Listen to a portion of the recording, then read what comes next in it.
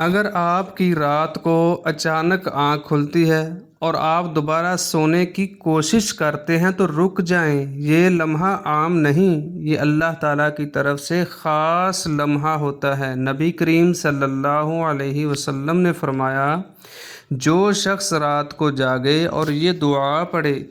پھر اللہ تعالیٰ سے جو بھی مانگے گا، جو بھی دعا کرے گا، اللہ تعالیٰ اس کی دعا کو قبول فرمائے گا۔ لا الہ الا اللہ وحدہ لا شریک لہ، لہ الملک ولہ الحمد